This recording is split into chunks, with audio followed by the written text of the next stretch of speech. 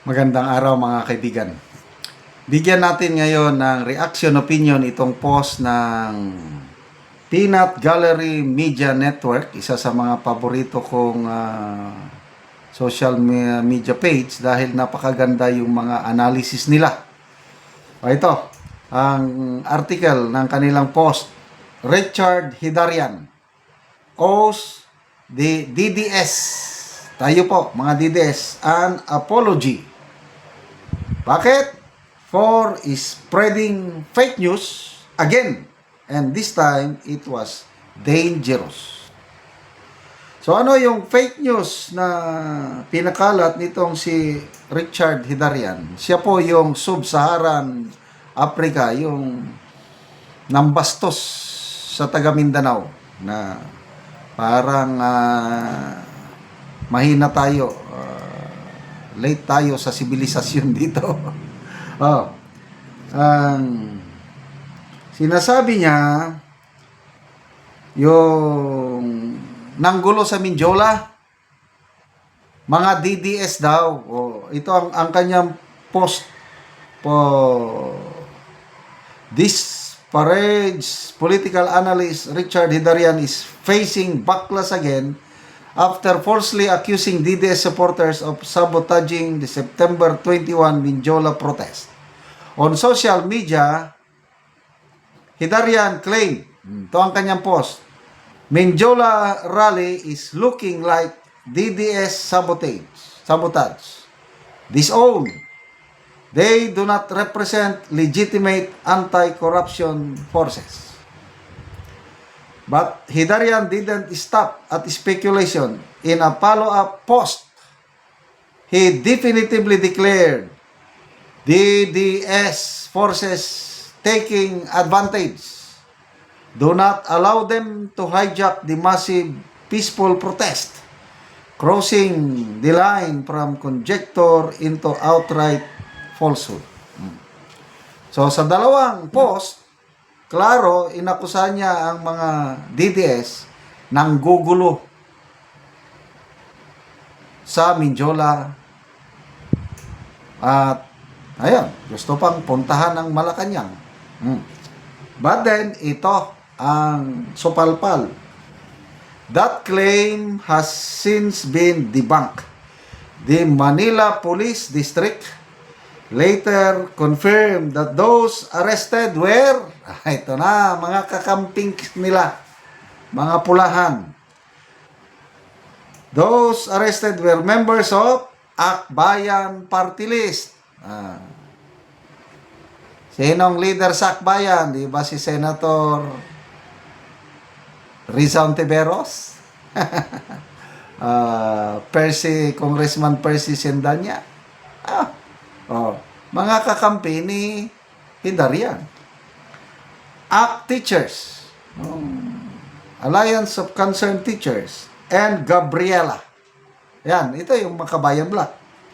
Manila Police District spokesman, Police Major Philip Ines stated,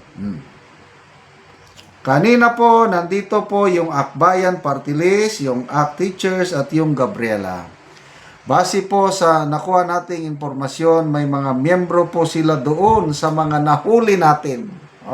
Binisita ng mga kongresista ng Makabayan Black, yung mga nahuli, kay members nila. Ano ngayon, Mr. Richard Hidarian, DDS ba yun nahuli? Ay nako.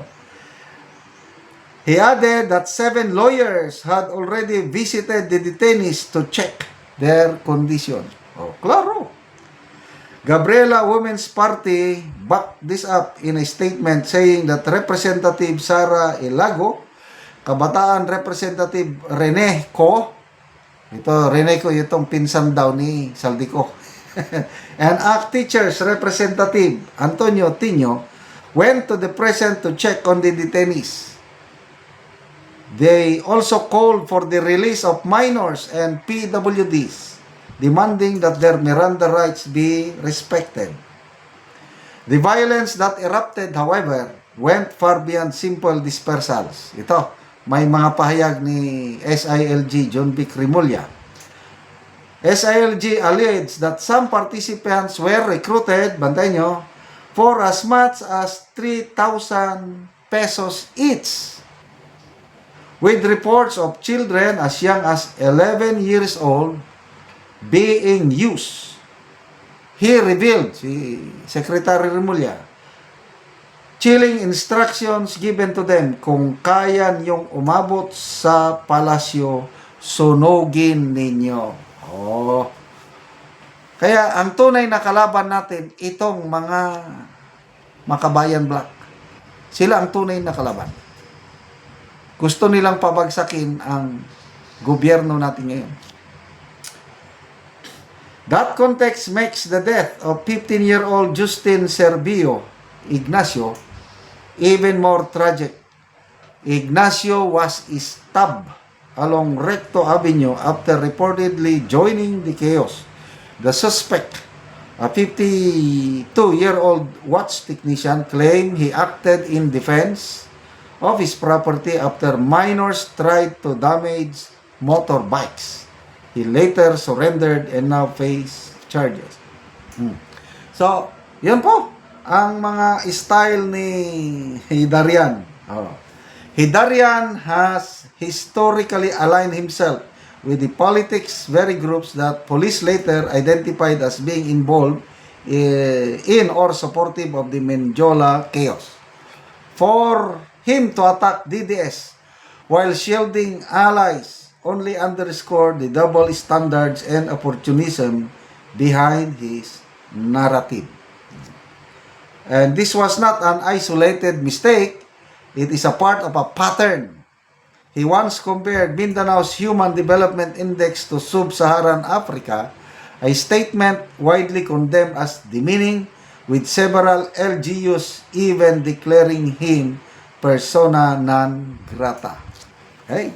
So, congratulations, Professor Richard Hidarian. Sige, tuloy nyo lang pag-post na ganyan. Sirain mo lang ng sirain ang mga DDS. Tignan natin kung sino talaga ang masisira ng kredibilidad. You cannot put a good man or woman down. So, nasaan na ngayon? Professor Hidarian, yung kandidato mong magpresidente, si General Torre. Ano nang balita? Tatakbo pa ba siyang presidente o hindi na? Salamat mga kaibigan sa inyong pagsubaybay sa ating channel. Nakakatulong kayo ng malaki sa tribong Talandig ng Bukidnon dahil ang sweldo natin sa channel na ito is pantulong natin sa tribo. Namimigay tayo ngayon ng mga libreng yero at pako sa tribo para makapagpatayo sila ng mas maayos na tahanan. Panoorin nyo ang video na ito.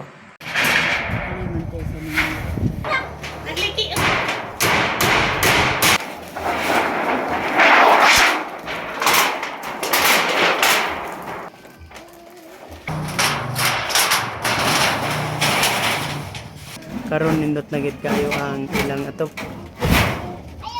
Nakaatop na gid sila, napulian na tong ilang yero nga 15 na katuig.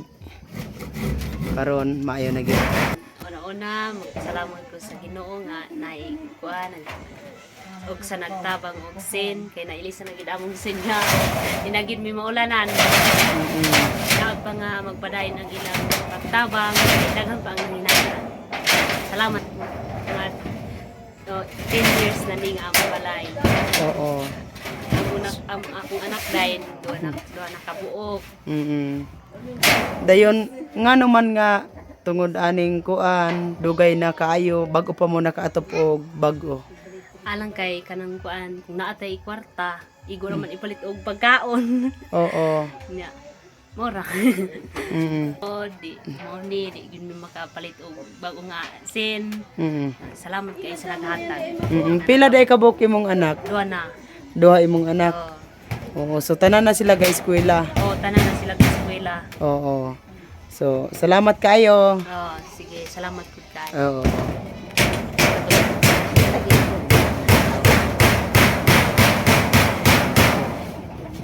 Nindot na gid kayo nga tan-awon og salamat kayo sa Ginoo og sa nagtabang ani labi na sa naging sponsor. Salamat kayo sa Ginoo sa pagtabang sa among mga katribo nga tanan. Salamat and God bless us.